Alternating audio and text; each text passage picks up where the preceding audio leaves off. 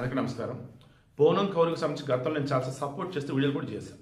కానీ త్రివిక్రమ్ శ్రీనివాస్ విషయంలో ఆమె చేస్తున్న కామెంట్లు చూసినప్పుడు నాకు అనిపించారు సీనియర్ వాళ్ళు ఎవరు రెస్పాండ్ అవ్వరు. అప్పుడు ఎప్పుడేదో తేడా కొడుతుందబ్బా అనిపించాను. త్రివిక్రమ్ శ్రీనివాస్ అయితే రెస్పాండ్ అవ్వాలి, పవన్ కళ్యాణ్ రెస్పాండ్ అవ్వాలి. అప్పుడు మొత్తానికి ఈ అమ్మాయి ఎక్కడో ఏదో కల్పితమైన చెప్తూ ఉండాలా, మనసులో ఏదో పెట్టుకొని ఇంకేదో చేస్తూ ఉండాలనిపించింది. సరే, ఆడపిల్ల విషయంలో మనకి ఎందుకు తెలియనప్పుడే సైలెంట్ ఉంది. బట్ ఈరోజు ఆమె రెస్పాండ్ అయిన విధానం చూసి బహుశా ఆమెకు తెలిసిన ఆడల గురించి చెప్పుండొచ్చు, బహుశా ఇండస్ట్రీ జరుగుతున్న చూసి చెప్పుండొచ్చు, బహుశా ఇంకేదైనా అయి ఉండొచ్చు. ఆమె చెప్పిన దానిలో నిజం ఉంది, కానీ సమయం సందర్భం చాలా చాలా తేడా ఉంది. ఈరోజు సమంత పెళ్లి చేసుకుంది రాజ్ నిడుమోరని.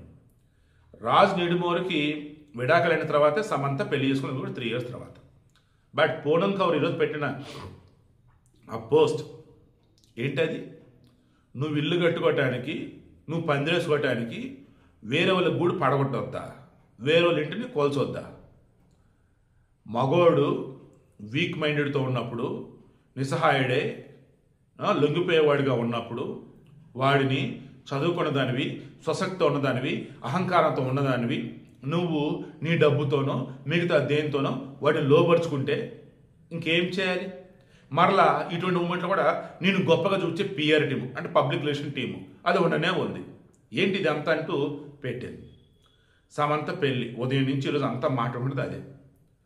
సమంత వచ్చేసి ఎర్లీ మార్నింగ్ పెట్టిన వీడియోలో కూడా రాజ్ నిడుమోరు భార్యకి న్యాయం చేస్తే ఈ పెళ్లి జరగాలి అన్న. క్రాస్ చెక్ చేస్తే పెళ్లి జరిగిన తర్వాత క్రాస్ చెక్ చేస్తే ఆ శ్యామల అని ఎవరు ఆమె రాజ్ నిడుమోరు భార్య, ఆమెకి ఎప్పుడో విడాకులు ఇచ్చాడు. 2022లో విడాకులు ఇచ్చాడు. సమంత విడాకులు తీసుకుంది 2021లో.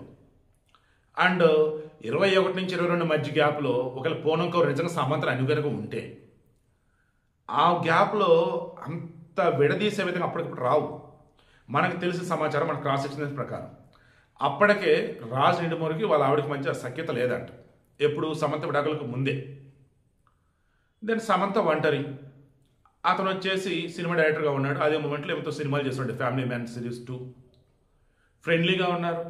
ఆ ఫ్రెండ్షిప్ కాస్త నెమ్మదిగా లైఫ్లో కలిసి ఉందని చెప్పేసి అనుకున్న మూమెంట్లోనే ఈ విషయం ఈ రాజ్ నిడుమోరు భార్యకి తెలిసి ఆమె పోస్టులు పెడతారు, రకరకాల మనం కూడా మాట్లాడుకున్నాం. ఇప్పుడు ఈ పూనం కౌర్ పెట్టిన మొత్తం కూడా ఇక్కడ సమంతకు సింక్ అవుతుంది.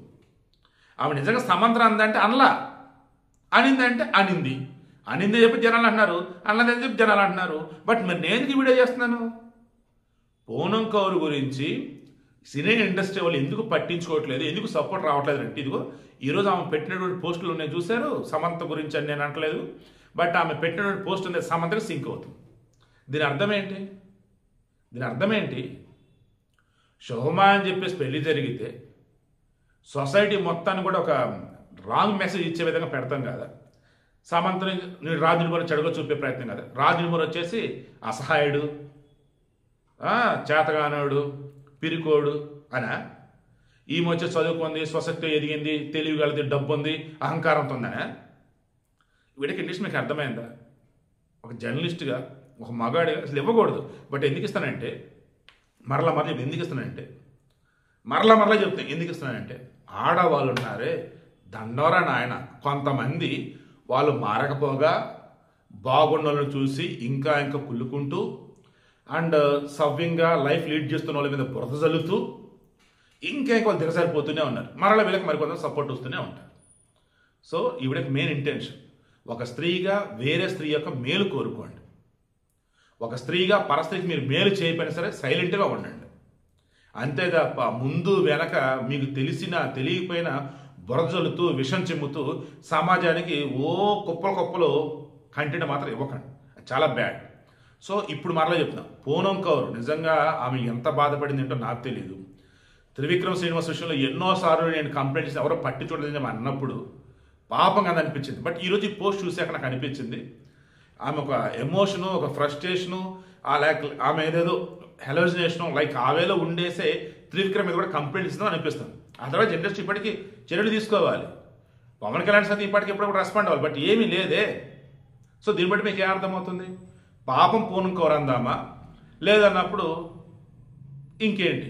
నెగిటివ్గా మాత్రం వద్దు. ఆడవాళ్ళ విషయంలో మనం జాగ్రత్తగా ఉన్నాం. మగవృషం కూడా జాగ్రత్తగా ఉందాం, బట్ ఏం చేద్దాం, మగవాళ్ళు కదా ఏం కాదు అనేద్దాం అన్నట్టుగా అయిపోతుంది. సరే, ఆడవృషం కొంచెం జాగ్రత్తగా ఉందాం. బట్ సమంత విషయంలో ఈరోజు పెళ్లి జరిగిన మొత్తం క్రాస్ చెక్ చేసిన తర్వాత పద్ధతిగా ధర్మబద్ధంగా జరిగింది ఆ పెళ్ళి అయితే.